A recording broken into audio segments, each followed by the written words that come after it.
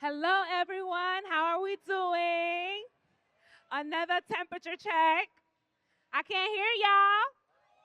All right. We got to show our panel some love. Okay, so our next fashion house is a styling clinic.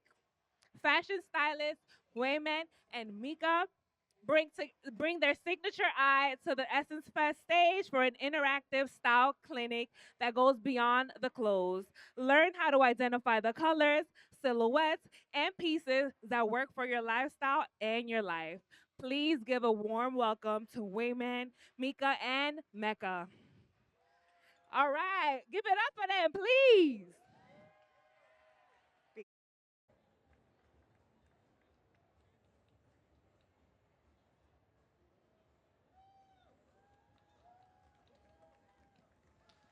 Hi, friends. How are we doing today, everyone?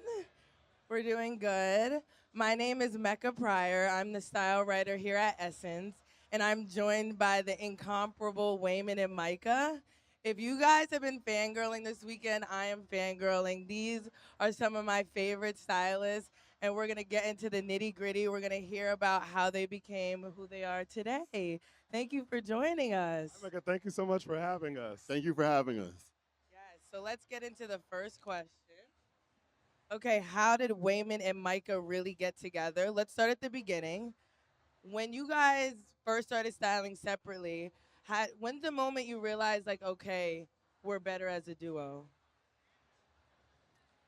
I think that story kind of starts with our origin. Um, Before we started working together, we were working out together, doing test shoots, photo shoots, editorial shoots together on the side to like build our portfolios. And then there came a time when we were working on vision boards together.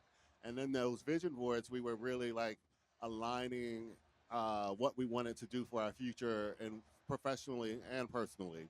And when we got to the personal side, the professional side, there were so many talent that we wanted to work with together. And at first, when we were exchanging those images, we were like, being very coy about it. Like, no, that person's good for Micah, and Mike was like, no, that person's good for you. You take them. And then it got down to a few people when we were just like, no, I want them, and I'm not letting it go. We were taking our vision boards very seriously. And then Micah posed a question. He was like, well, why don't we go after them together as opposed to losing them to an opposing force?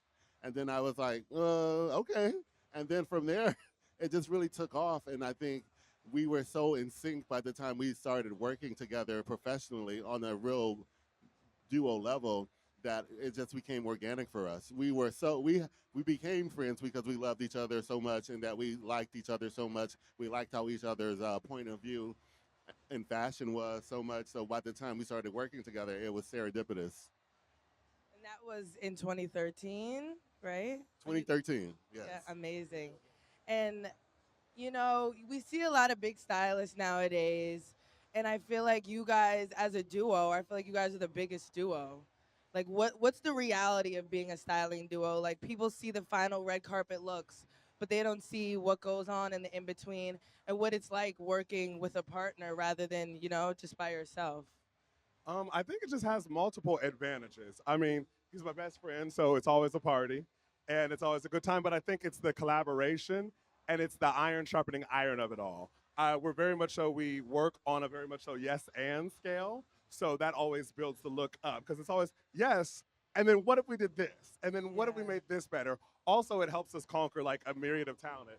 From any Met Gala day to an Oscar day, we'll have up to 9 to 11 clients. And that lets us Wow. divide and conquer and really, it gives us a bigger impact in the industry, having the both of us. And I think it's just been such an advantage.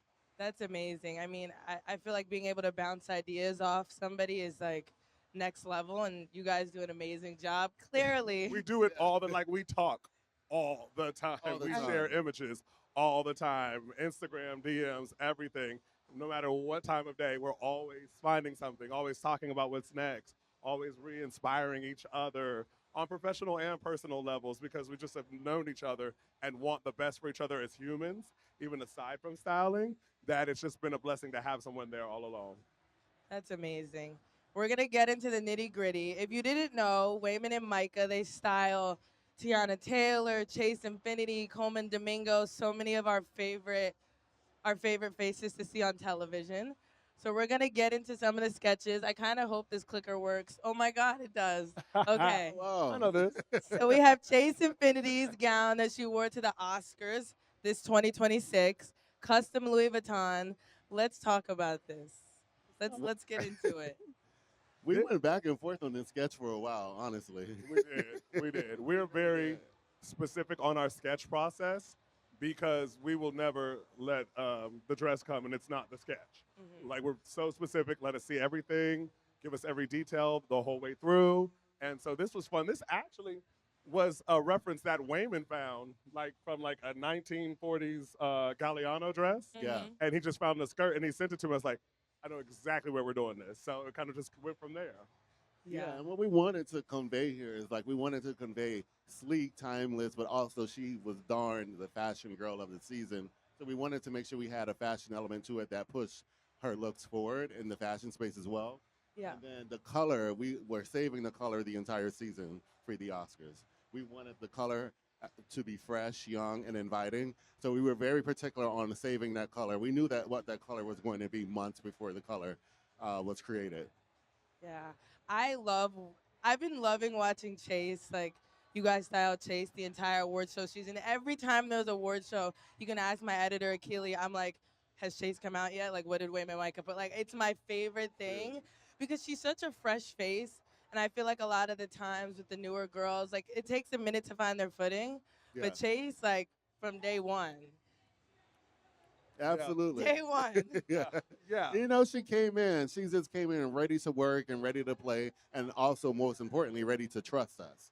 And we always say, when you trust Wayman and Micah, you can go very far. She's like, and I trust you completely. And it went very far. And it's still evolving, which is great, past the season. Yeah, that's amazing. I have a fun question. So, if this dress had a song, what do you think it would be? Oh, good question. I know you got one. Like, what do we think? Are we thinking No maybe? matter what people say, I don't know. I don't know.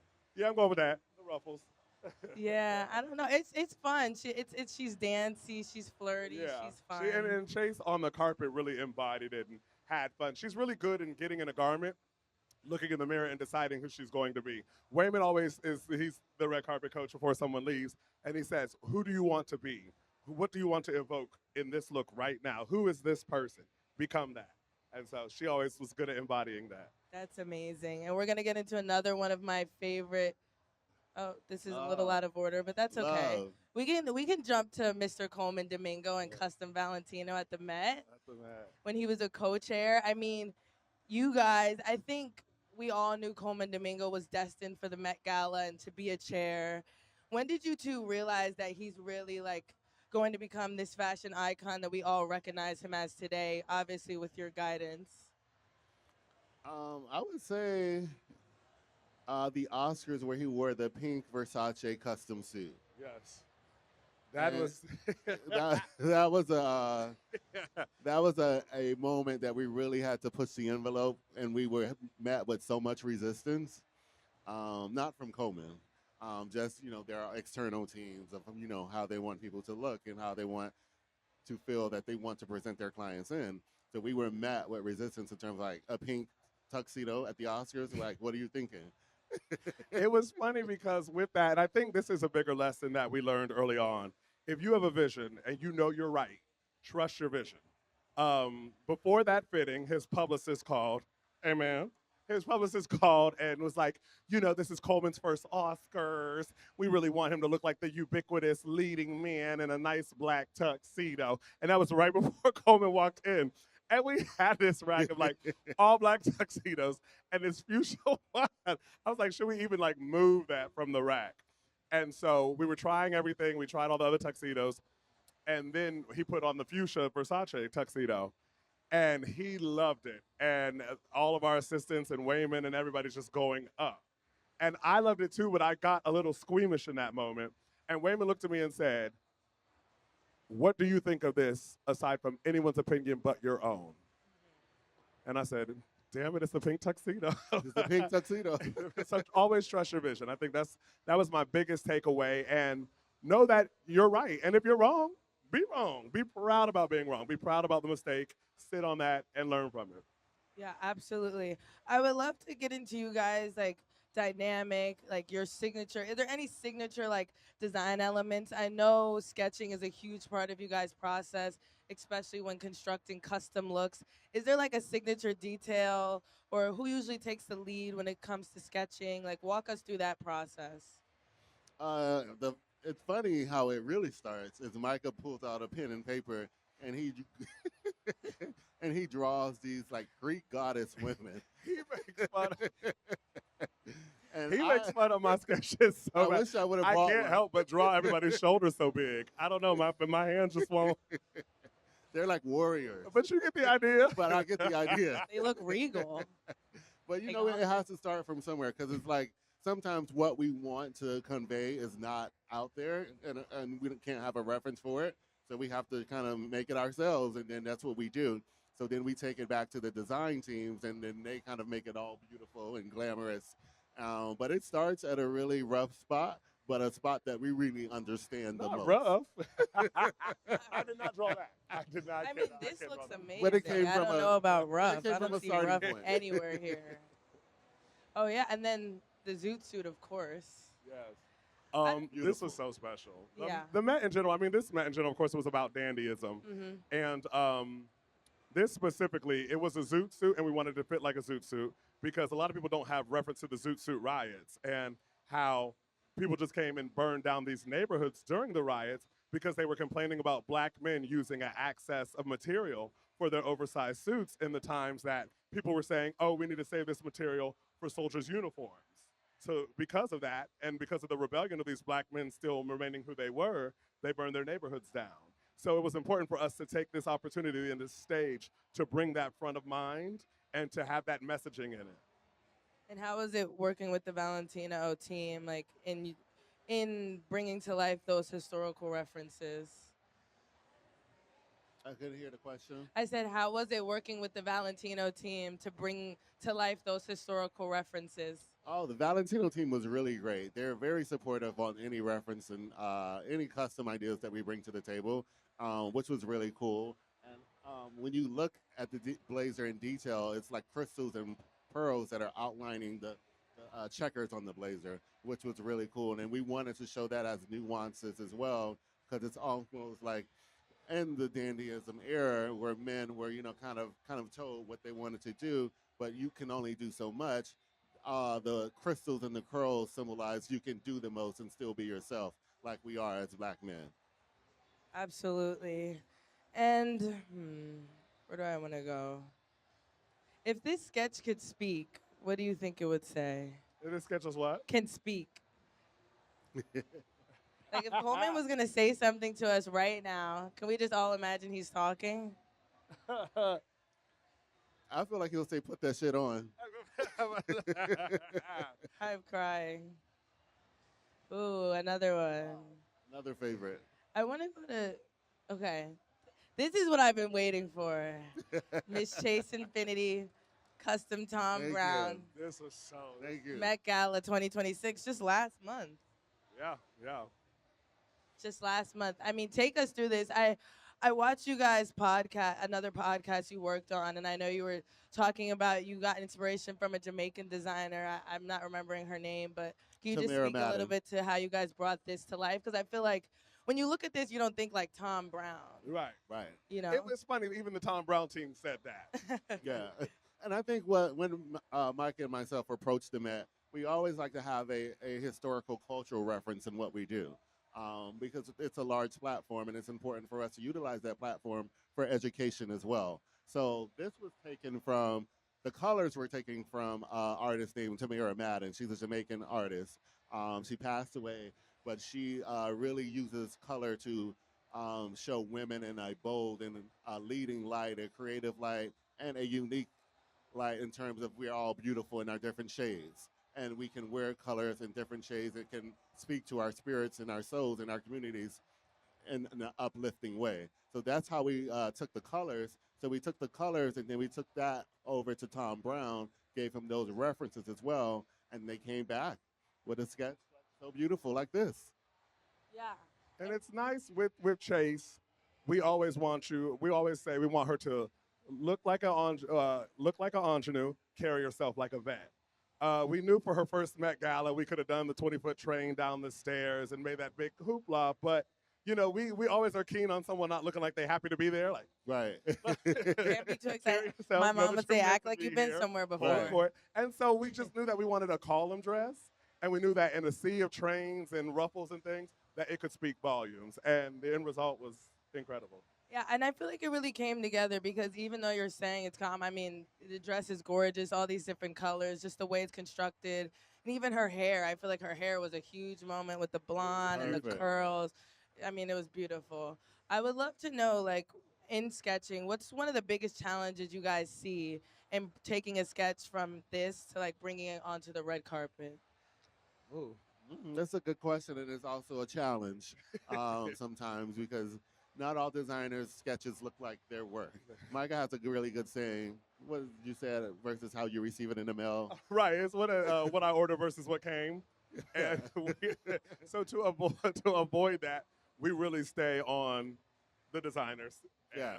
Stay in constant communication. Let us see the swatches. Here's a video of the swatch. No, no, no. Ship me the swatch. Let me feel it with my hands. Let me know everything that's going on. And it's funny. I always do this probably slightly condescending thing where I'll be in the fitting with the brand. I'm like, can we tailor that like it was in the sketch? Do you think we could bring that hem up like the it was in the sketch?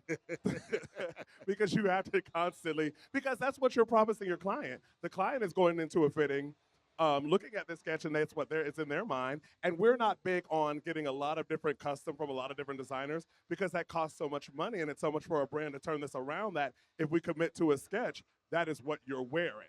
Yeah. So we're keen on making sure that we support their business, but if it's what she's wearing, make it right.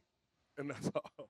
And in that, I'm curious, like when you're having that back and forth kind of with the designers and between yourself, like who kind of takes the lead? Like who's the one that's like, actually, no, not this? Who's the one that's more laid back, like between the two of you? Like what's that dynamic like? It's kind of it depends on who's in the room, what brand it is, which client is in the room. We kind of take the role. We organically know who needs to take the role and when and where. And what's also involved, there's a slap and tickle. So if Micah's slapping, I'm in the front tickling. So we like play good cop, black cop. So at the end of the day, they be like, "Oh, we Kinda love like you take guys." turns. Yeah. Yeah. We're like, thank you so much. Get it right. Right. Literally. Literally. I want to shift gears a little bit. Still, I want to talk about your dynamic though, like you guys partnership together. What's something that you might consistently agree or disagree on creatively? Hmm. And if you are disagreeing, how do you go about resolving it? Well, when we can't agree on a look or a sketch, it's not the one. So that's our rule of thumb. Like if we can't decide that we both love it, and if we're kind of both over, one is wavering, one likes it.